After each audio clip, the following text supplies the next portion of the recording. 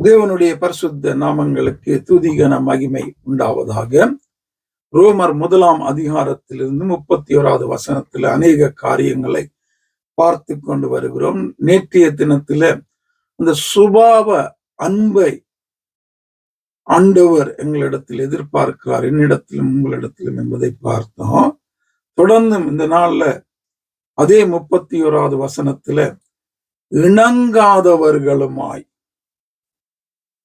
எவ்வளவுதான் பிரசங்கம் கேட்டாலும், எவ்வளவுதான் தேவனுடைய வார்த்தையை கேட்டாலும், தேவனுடைய வார்த்தையை படித்தாலும், அதுல உணர்த்தப்பட்டாலும், அதுல குத்தப்பட்டாலும், நாங்கள் செய்கிறது சரி இல்லை என்று தெரிந்திருந்தாலும் இணங்குகிற ஒரு வாழ்க்கை இல்லை, அதுக்கு விட்டு கொடுக்கிற ஒரு வாழ்க்கை இல்லை. வேதத்துக்கு இணங்குகிற, அதாவது வேதத்துக்கு கீழ்ப்படுகிற ஒரு வாழ்க்கை இல்லாதபடி அநேக நேரங்கள்ல நானும் நீங்களும் வாழ்ந்து கொண்டிருக்கிறோம்.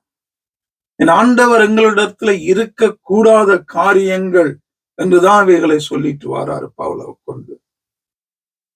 உணர்வில்லை, உடன்படிக்கையை மீறுகிறோம், சுபாவ அன்பில்ல, அடுத்தது இணங்குகிறது கிடையாது. வேதத்தை படிக்கிறவனால ஏதோ கட்டாயத்துல அது படிக்காட்டி பாவமா போயிடும், ஆண்டவர் கோவிப்பார், கண்டிப்பா படிக்கணும்ன்றதுக்காக மட்டும் வேதத்தை படிக்கிறோம் நாங்க. அது ஒரு காரியத்தை பேசும்போது, உணர்த்தும் போது அதுக்கு எங்களை விட்டு கொடுக்கிறது இல்லை, இணங்குகிறது இல்லை, அதுக்கு படி வாழுகிறது இல்லை. ஆண்டவர் அதை எதிர்பார்க்கிறார், அதுக்காகத்தான் பேசுகிறார், அதுக்காகத்தான் வேதத்தின் மூலமாக பேசுகிறார், உணர்த்துகிறார். அப்படியே கேட்டு கேட்டு கேட்டு இருக்கிறதற்கு அல்ல, மாறுவதற்கு, அவரை போல மாறுவதற்கு, பரிசுத்தத்துக்கு மேல பரிசுத்தமாய் மாறுவதற்கு, அந்த முடிவு பரியந்தம் அந்த அழைப்புல நிலைத்திருப்பதற்கு தான் ஆண்டவர் எங்களோடு கூட வேதத்தின் மூலம் பேசுகிறார், ஆவியானவர் மூலம் பேசுகிறார், இயேசு மூலம் பேசுகிறார், உணர்த்துகிறார். இதுதான் வேதம், இதுதான் ஆவியானவர். அப்ப எவ்வளவு கேட்டு இணங்கவே மாட்டோம். நாங்க எப்படி இருந்தோமோ நாங்க அப்படியே இருப்போம்.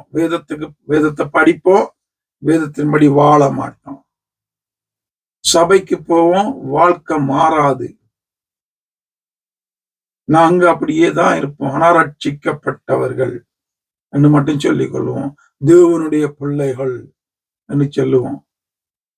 ஆனா வேதத்துக்கு இணங்க மாட்டோம், ஆவியானவருக்கு இணங்க மாட்டோம், கீழ்ப்படிய மாட்டோம், செய்ய மாட்டோம்.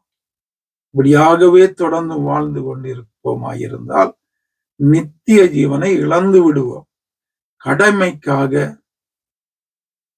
சபைக்கு போனாதான் என்னுடைய வாழ்க்கையில, என்னோட குடும்பத்துல ஏதாவது நல்ல காரியம் கெட்ட காரியம் நடந்தா அதை கவனிப்பதற்கு, செய்வதற்கு தான் அநேகர் சபைக்கு போகிற ஒரு வாழ்க்கை இந்த நல்ல வாழ தொடங்கிட்டாங்க. ஏன் சபைக்கு போறீங்க?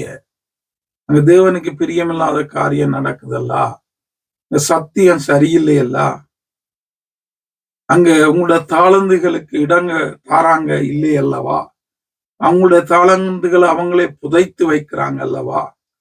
இப்படிப்பட்ட இடங்களுக்கு ஆவிக்குரிய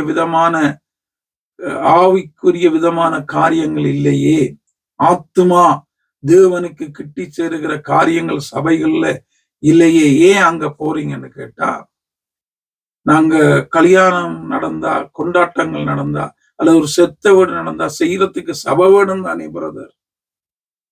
உலகத்துக்காகவே எப்பயும் வாழுகிறது, போறது இல்ல, சபைக்கு போனாலும் அதுக்குத்தான் போறது.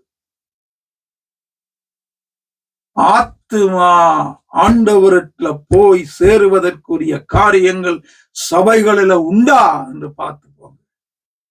நீ செத்த அவனை கல்யாணம் பண்ண அடக்கம் பண்ணுவதற்கு அல்லது திருமணம் செய்வதற்கு சபை வேணும் என்று போகாதீங்க.